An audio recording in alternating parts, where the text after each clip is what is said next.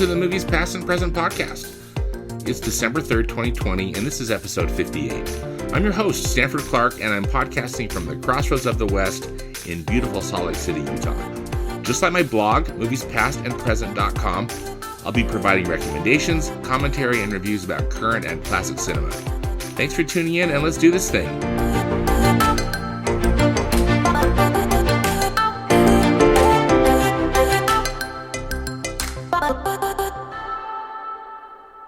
In new movie news, we finally have a release date for Wonder Woman 1984. You know, this release date has been moving all over the place this year, courtesy of COVID-19. Warner Brothers has finally decided to distribute the film on December 25th, so Christmas Day, and they're going to be releasing it in both theaters, or theaters that are open, and on their HBO Max streaming service. And they also, so this has been announced for a little bit, but of interest today is that Warner Brothers also announced that they're going to be releasing their entire 2021 movie slate on both HBO Max and in available theaters on the same day, all of next year. Warner Brothers is thinking, and probably the rest of us are too, that 2021 is going to be a rebuilding year, and we're not going to be just back out in movie theaters or in big, large social gatherings like that for a while until the vaccine gets going, etc. for COVID-19. So anyway, very, very interesting news from Warner Brothers. They've got a big slate, and some of the movies that were supposed to open up this year got pushed into next year. And so that includes Dune, their remake of Dune. They've got the film adaptation of the Broadway musical In the Heights that was written by Lin-Manuel Miranda. They've got the another sequel to The Matrix, so it's The Matrix 4. They've got a Godzilla movie. It's Godzilla versus Kong, and then just all sorts of stuff. They've got a big slate. So I'll have a link to this article in Daily Variety in the podcast notes on my blog. But interesting model from Warner Brothers, and then it'll just be interesting to see what some of these other studios do. Also on Christmas Day, we'll get to see Pixar's new animated feature, Soul. And Soul is not coming to theaters. It's just going to be available on Disney Plus. And also, thankfully, Disney's not going to be charging extra for it like they did with their Mulan release earlier this year. It's just going to be available if you're a Disney Plus subscriber. So it's a swell Christmas gift to us from the folks at Disney and the folks at Pixar. So that's what I'm very excited about too. So the year continues to be unusual, and but still, it's going to be nice to see some new movies over the holidays.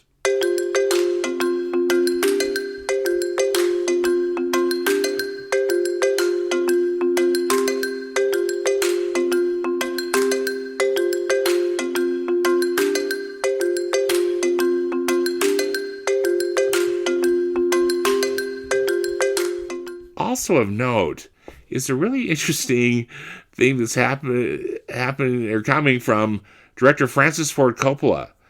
Now, as you know, Francis Coppola directed the Godfather films. And Godfather, the original Godfather, and Godfather Part II, I think by many are considered really some of the finest films ever made, or particularly some of the finest films here in the modern era. And then in 1990, he released The Godfather Part III, and I remember seeing this in theaters, and I just thought it was a dog. I didn't care for it at all. And in fact, it was kind of a bummer because The Godfather and The Godfather Part 2 were so remarkable, and this one was just so not. But it's the 30th anniversary of it, since it came out in 1990, and Francis Ford Coppola has recut this film, and it's coming back out with a new title, and it's called The Godfather Coda, as in a musical coda, The Death of Michael Corleone. And rumor has it that it's an improvement. I don't think it would have taken much. And I'm excited to see it. It's gonna be opening in theaters on Friday, on December 4th, and it also is going to be then available on Blu-ray and Digital next week on December 8th. And so check your local listings if you want to try to catch it in the movie theater.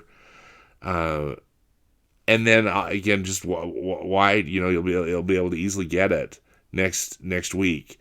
I'm planning in a future podcast soon to do a Godfather episode, and I'll have a review of this newly cut version of Godfather 3, aka the Godfather Coda. So anyway, very interesting how the more things change, the more they stay the same, I guess. So stay tuned for that.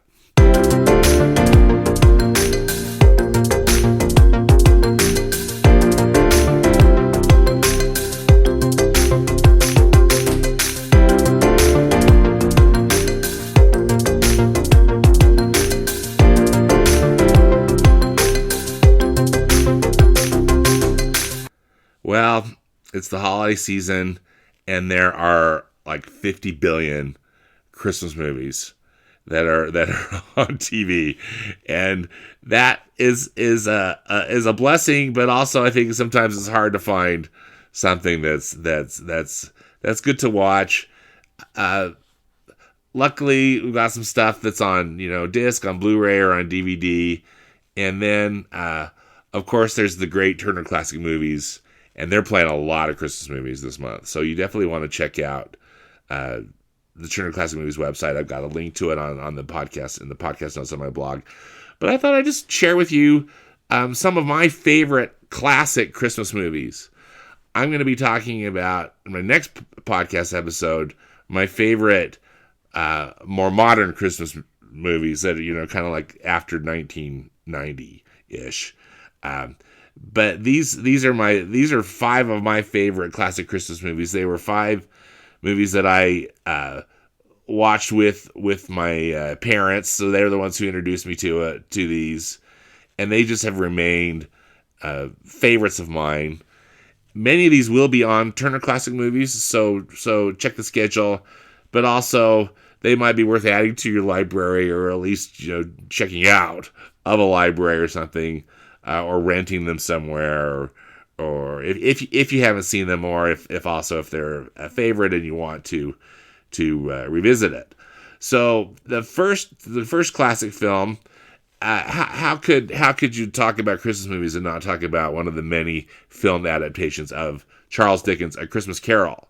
So there are a lot of these versions or adaptations of A Christmas Carol. And I think many of them are good. So much of it is just, personal taste and which ones you like. The one that I like the most is the one made in 1938. And it, I know that a lot of people like the one that was made in 1951. I think that's one that a lot of people gravitate to, but I prefer this one from 1938, and this one stars Reginald Owen as Ebenezer Scrooge. It was made by MGM, and right there in the late 30s, where they were cranking out some really fantastic films. So it's definitely got kind of the gloss of an MGM production of that time period. It's directed by Edwin L. Marin. Sorry if I'm probably not pronouncing his name correctly, but I just think that it's terrific cast, great Hollywood studio picture, and just a really great retelling of it. I find the 1951 version with Alistair Sim just a little too scary for my wussy taste, and just again, I think it just comes down to personal preference. So the 1938 version of A Christmas Carol for me is pure delight. So my number 4 pick is the Shop Around the Corner, and this one was from 1940, and classic romantic comedy with Jimmy Stewart and Margaret Sullivan, who play coworkers that hate each other, but they're pen pals with each other. They don't know that it's each other, and they are having a swell relationship, writing to each other, but just not knowing who the other person is. This film has been remade. Most recently, I guess, it's been a while, but the great film You've Got Mail with Tom Hanks and Meg Ryan is basically a remake of this. But it's so charming. It's almost more that it's set in Christmas, not so much that it's just a Christmas movie.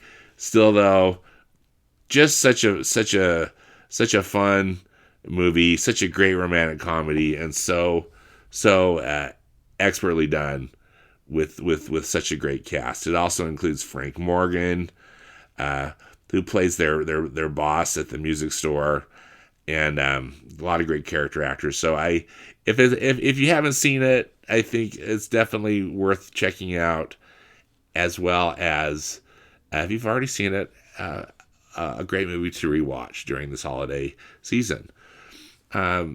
Next up for me in this top 5 is Holiday Inn from 1942. Holiday Inn stars Bing Crosby and Fred Astaire. Hello, what's not to like about that? And it's got music by the composer Irving Berlin.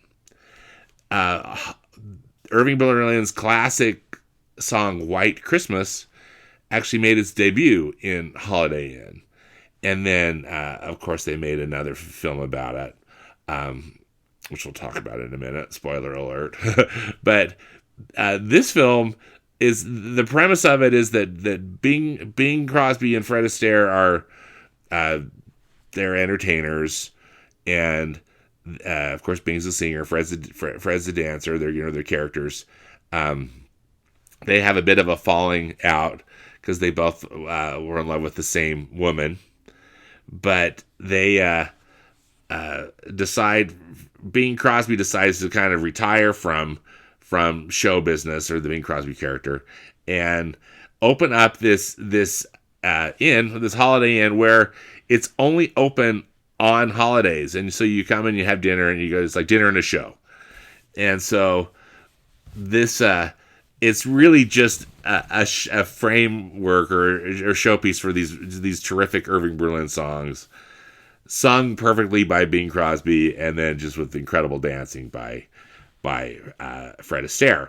They're also joined by a couple of women, Marjorie Reynolds and Virginia Dale.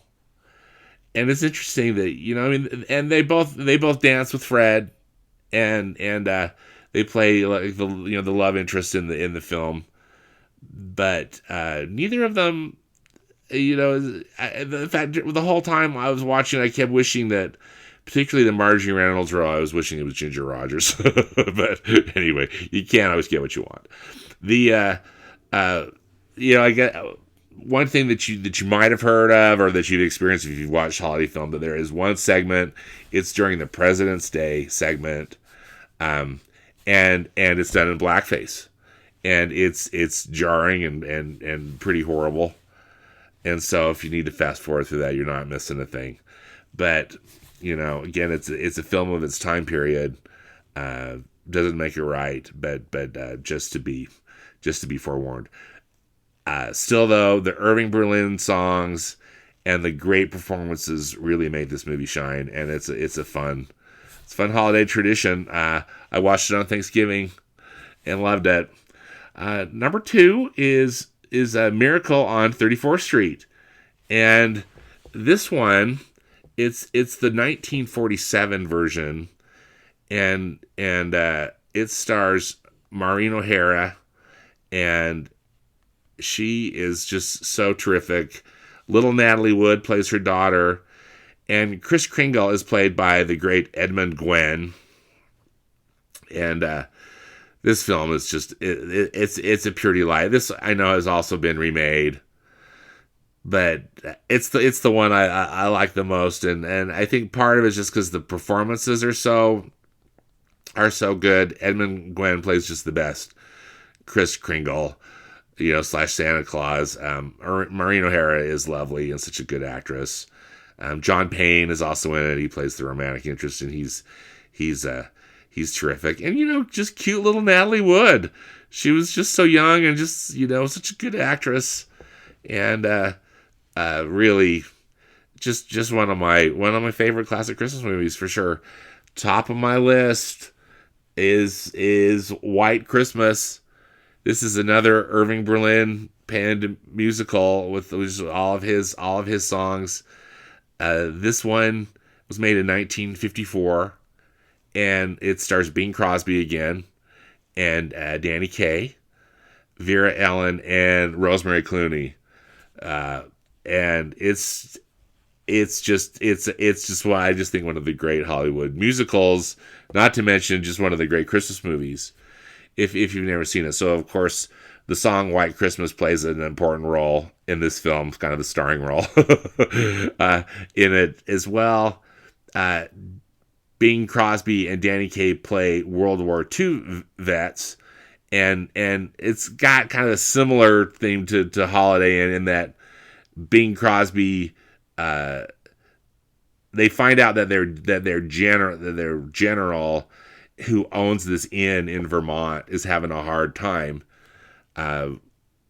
keeping this business venture going, and part of the problem is that there's no snow, but they decide that they are going to put on a show there and get out and try to gather all of their former war buddies to come in and help out the general. Dean Yeager's in it, Mary Wicks is in it, and it's such a great entertaining film. So well done. It's directed by Michael Curtiz, who directed Casablanca among many other things. So White Christmas is just one of my all-time favorites. So again, hopefully these are some movies that you could will help you in your planning for Christmas movies. And as I said, a lot of these are going to be playing on Turner Classic Movies too. So check the schedule and have fun watching some really great classic movies together with your loved ones.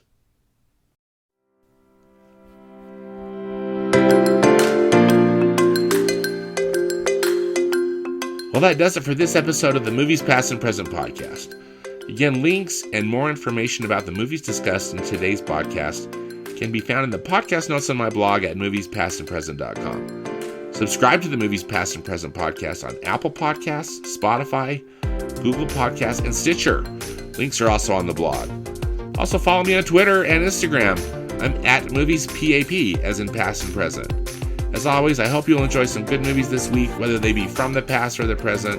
Until next time, thanks for listening and be safe out there.